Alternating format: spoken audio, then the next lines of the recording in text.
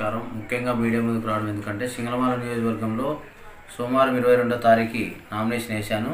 స్వతంత్ర అభ్యర్థి ఎమ్మెల్యేగా నామినేషన్ వేయడం జరిగింది. ఈరోజు కూడా సింగళమాలకు పోయొచ్చాం. నా పేరు మన్నెపాకల మాధవ.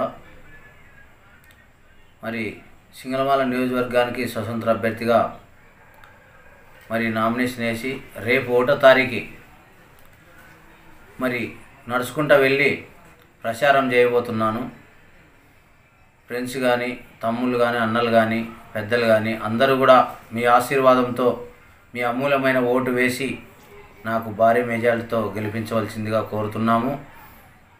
మరి ఈరోజు డైమండ్ గుర్తు అంటే తెలుగులో వజ్రం గుర్తుకు ఓటు వేసి మీరు అమూల్యమైన ఓటు వేసి భారీ మెజారిటీతో గెలిపించాలని మనస్ఫూర్తిగా నమస్కారాలు తెలియజేసుకుంటున్నాను. మరి సీరియల్ నెంబర్ కూడా 12 మన్నెపాకల మాధవ అని ఉంది.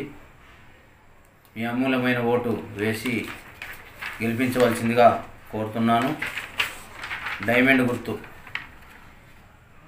గుర్తుకు మీ అమూల్యమైన ఓటు వేసి భారీ మెజారిటీతో గెలిపించవలసిందిగా మనస్ఫూర్తిగా కోరుతున్నాను. ఎందుకంటే సింగళమాల నియోజకవర్గం నా సొంత ఊరు. బండమిందపల్లి గ్రామం, సింగళమాల నియోజకవర్గం. మా నాయన పేరు మన్నెపాకల నాగన్న, మన్నెపాకల మాధవ నా పేరు. నా సొంత ఊరు నేను అభివృద్ధి చేసుకుంటున్నాను. సొంత నియోజకవర్గాన్ని అభివృద్ధి చేసుకుంటున్నాను. మరి ఏ అవసరం వచ్చినా మీకు అందుబాటులో ఉంటాను. ఎందుకంటే భవిష్యత్తులో రాబోయే రోజుల్లో కూడా ఆఫీసు కూడా నేను మా సొంత ఊర్లోనే పార్టీ ఆఫీసు కూడా కడతా. ప్రజలకు అందుబాటులో ఉంటానని కూడా ఈ సందర్భంగా తెలియజేసుకుంటున్నాను. ఈరోజు 6 మండలాలు ఉన్న సింగళమాల నియోజకవర్గం అతిపెద్ద నియోజకవర్గం. ఒక సెంటిమెంట్ కూడా ఉంది. సింగళమాల నియోజకవర్గం అంటే మరి సింగళమాల నియోజకవర్గం గెలిస్తే రాష్ట్రంలో కూడా అదే పార్టీ కూడా అధికారంలోకి వస్తుందని ఒక సెంటిమెంట్ ఉంది. 1967లో మళ్ళీ ఎస్సీ కాన్స్టిట్యున్సీగా ఏర్పడినటువంటి సింగళమాల నియోజకవర్గం అది ఎస్సీ కాన్స్టిట్యున్సీగా ఉంది. మరి అన్ని సామాజిక వర్గాలు కూడా ఉన్నారు. ఈరోజు ఎక్కడ చూసినా మరి అభివృద్ధి కనిపించలే. ఏ పార్టీ అధికారంలోకి వచ్చినా సింగళమాల నియోజకవర్గం మాత్రమే అభివృద్ధి చేయలేకపోతున్నారు. అంతేకాదు ఈరోజు పాంప్లెట్ కూడా సింగళమాల నియోజకవర్గ అభివృద్ధి కోసం, ప్రజల కోసం కూడా ఏర్పాటు చేయడం జరిగింది. ఎందుకంటే అన్ని సామాజిక వర్గాలలో ప్రజలు వెనుకబడి ఉన్నారు. కాబట్టే SC, ST, BC, minority, Christian అన్ని వర్గాల కోసం ఉచిత విద్యా, ఉద్యోగం అందే విధంగా మేము ఉంటాం. నేను అధికారంలోకి వస్తే, నన్ను గెలిపిస్తే మరి ఒక పంచాయతీకి ఒక వాటర్ ప్లాంట్ కట్టి ఇంటింటి కొలాయి వేపిస్తా. అంతేకాకుండా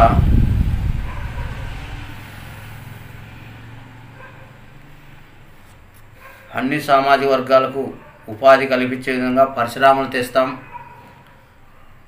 అలాగే మహిళలకు ₹1,00,000 ఏ వడ్డీ లేకుండా రుణాలు కూడా మంజూరు చేసే విధంగా మేము ఉంటాం. అంతేకాకుండా విద్యార్థులకు పెద్ద చదువులు చదివి ఈరోజు నిరుద్యోగులుగా ఉన్నారు. వాళ్లకు ఉద్యోగ అవకాశం కల్పించేటట్లు జాబ్ క్యాలెండర్ కూడా రిలీజ్ చేస్తాం. అన్ని కార్పొరేషన్లకు నిధులు కేటాయింపు చేపిస్తామని చెప్పి కూడా ఈ సందర్భంగా తెలియజేసుకుంటున్నాం. ఎందుకంటే వాహనాలు పెట్టుకొని సబ్సిడీల ద్వారా మరి బండ్లు నడుపుకొని జీవనోపాధ్యాయం నడుపుకుంటున్నారు. వారికి కూడా మేము అండగా ఉంటాం. డ్రైవర్ అన్నలకైతేనేమి, అలాగే కార్మికుల అన్నలకైతేనేమి, రైతన్నలకైతేనేమి, అలాగే రైతులకు రుణమాఫీ ద్వారా ఉచిత బోర్లు వేయించి ఇంపూర్ సబ్సిడీ, రైతు భరోసా, మరి పంట నష్టం బీమా అన్నీ కూడా వచ్చే విధంగా ఆల్ ఇండియా ప్రజా హక్కుల పోరాట సమితి తరఫున కూడా మేము తెలియజేస్తున్నాం. ఎందుకంటే ఆల్ ఇండియా ప్రజా హక్కుల పోరాట సమితి నాయకత్వం 2018లో ప్రజల కోసం, ప్రజా సమస్యల కోసం కూడా నేను స్థాపించినాను. అప్పుడింటి అన్ని సామాజిక వర్గాల కోసం SC, ST, BC, minority, OC, Christian అన్ని వర్గాల కోసం కూడా నేను పనిచేస్తున్నా. ఎందుకంటే నన్ను గుర్తించాలా. ఈరోజు సొంత నియోజకవర్గంలో అభివృద్ధి చేసుకోవడానికే నేను పాటుపడుతున్నాను. కాబట్టే నేను మరి నడుచుకుంటూ వెళ్ళి డోర్ డోరు మరి ప్రజా సమస్యలు తెలుసుకుంటాను. ఇల్లు మరి డోర్ తట్టి మరి నేను సమస్యలు తెలుసుకొని మరి కాలినడకతో వెళ్ళి నేను ప్రచారం కూడా ప్రారంభిస్తున్నాను 1వ తారీఖు. తప్పకుండా నా అన్నలు కానీ, తమ్ముళ్ళు కానీ, సోదరులు, ఫ్రెండ్స్ కానీ, శ్రేయోభిలాషులు అందరూ కూడా గుర్తించి మరి జయప్రదం చేయాలని మరి కోరుకుంటున్నాను. కాబట్టి 1వ తారీఖు మరి ప్రారంభిస్తున్నటువంటి ప్రచారాన్ని జయప్రదం చేయాలి.